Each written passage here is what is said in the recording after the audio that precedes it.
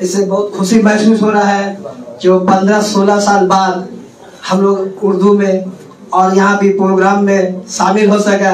इसके लिए ये प्रोग्राम का जो आयोजन किया उनके लिए दिल से मेरे शुक्रिया और धन्यवाद है।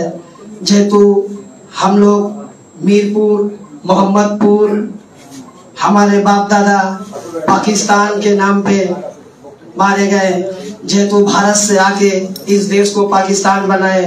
बेशक अगर जिन्ना साहब नहीं रहते तो एशिया महादेश में मुसलमान का कोई मुल्क ना रहता। मोहम्मद अली जिन्ना साहब के लिए हम लोग एक पाकिस्तान पाया मुस्लिम, जहाँ पे हम लोग अपनी इज्जत से अपनी इस्लाम कायम करके रह सक रहे हैं।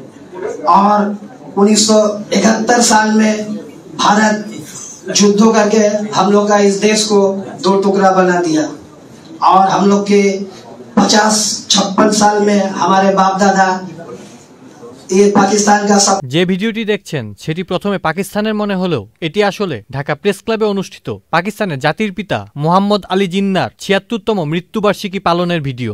ভিডিওতে উপস্থিত বক্তাদের বলতে শোনা যায়, মোহাম্মদ আলী জিন্নাহ না থাকলে পাকিস্তান সৃষ্টি হতো না, আর পাকিস্তান না থাকলে বাংলাদেশ সৃষ্টি হতো না। हमारे बाप दादा पाकिस्तान के नाम पे मारे गए, जेहेतु भारत से आके इस देश को पाकिस्तान যে ভিডিওটি দেখছেন সেটি প্রথমে পাকিস্তানের মনে হলেও এটি আসলে ঢাকা প্রেস ক্লাবে অনুষ্ঠিত পাকিস্তানের জাতির জনক মোহাম্মদ আলী জিন্নার ৭৬তম মৃত্যুবার্ষিকী পালনের ভিডিও। तो एशिया महादेश में मुसलमान का कोई मुल्क ना रहता। मोहम्मद अली जिन्ना साहब के लिए हम लोग एक पाकिस्तान पाया मुस्लिम, जहाँ पे हम लोग अपनी इज्जत से अपनी इस्लाम कायम करके रह सक रहे हैं। और 1971 साल में भारत युद्धों करके हम लोग का इस देश को 2 टुकड़ा बना दिया और हम लोग के 50 একজন বক্তাকে বলতে শোনা যায়, মোহাম্মদ আলী জিন্নাহ জাতির পিতা। 1971 সালের পর কায়েদে আজম মোহাম্মদ আলী জিন্নাহর নামে আমার হল পরিবর্তনের নাম হলো কেন? জিন্নাহ অ্যাভিনিউর নাম পরিবর্তন হলো কেন? আমার আল্লামা ইকবালের হলের নাম পরিবর্তন হলো কেন? কারণ দিল্লি চায় বা ঢাকা যেন দিল্লির প্রতি অনুগত থাকে। যদি জিন্নাহর ছবি আমার সামনে সম্মানের সহিত থাকে তাহলে আমাকে দিল্লি শাসন করতে পারবে না। ভারতের 7 কন্যা রাজ্যকে রক্ষার জন্য তাদের চিকেন নেক যথেষ্ট নয়, তাদেরকে এখন টাইগার নেক করতে হবে। বাংলাদেশের ভূখণ্ড তাদের প্রয়োজন আছে, এমনকি পার্বত্য চট্টগ্রামও তাদের কবজায় নিয়ে যেতে হবে। সুতরাং এই আগ্রাসন থেকে বাঁচতে হলে এই দেশকে, এই জাতির, এই দেশের স্বাধীনতাকে টিকিয়ে রাখতে হলে আমাদেরকে আমাদের ভাইয়ের সহযোগিতা দরকার, চায়নার সহযোগিতা করতে হবে, দরকার হবে। আমি বিশেষ করে বলবো, তুরস্ক একদিন এই সারা বিশ্বে মুসলিম খেলাফত পরিচালনা করেছিল।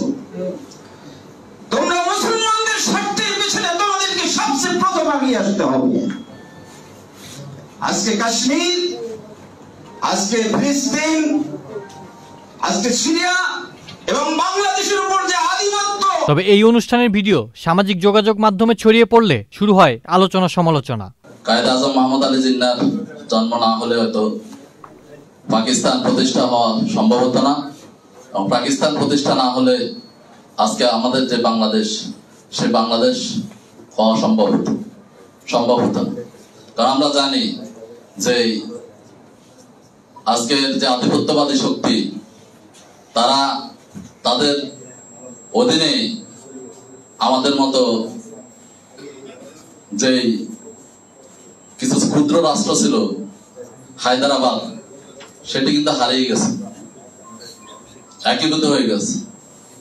সিকিম হারিয়ে গেছে, একীভূত হয়ে গেছে। বল মাছের গ্রাসে সবকিছু ভিতরে ঢুকে যাচ্ছে। আজকে কাশ্মীর, আজকে দীর্ঘ লড়াই, তাদের লড়াই কিন্তু শেষ হচ্ছে না। এটা প্রমাণ করে যে পাকিস্তান প্রতিষ্ঠা না হলে আমরা বাংলাদেশ পেতাম না, বাংলাদেশের স্বাধীনতা হওয়া এটা অসম্ভব ছিল। পাশাপাশি আজকে আমরা এটাও মনে করি যে আসলে পাকিস্তান হওয়ার পরে যে প্রত্যাশা নিয়ে জাতিসত্তার যেই বিশ্বাসের উপর একটা রাষ্ট্র প্রতিষ্ঠিত হয়েছিল পাকিস্তান, সেই পাকিস্তান রাষ্ট্রের যে ভিত্তি ছিল ধর্ম, পৃথিবীতে এটাই মনে হয় প্রথম যে ধর্মের ভিত্তিতে একটা রাষ্ট্র আলাদা হয়েছে। কিন্তু দুর্ভাগ্য হচ্ছে সেই পাকিস্তান রাষ্ট্রের যেই আসফুল ইসলাম আকিব, চ্যানেল আই।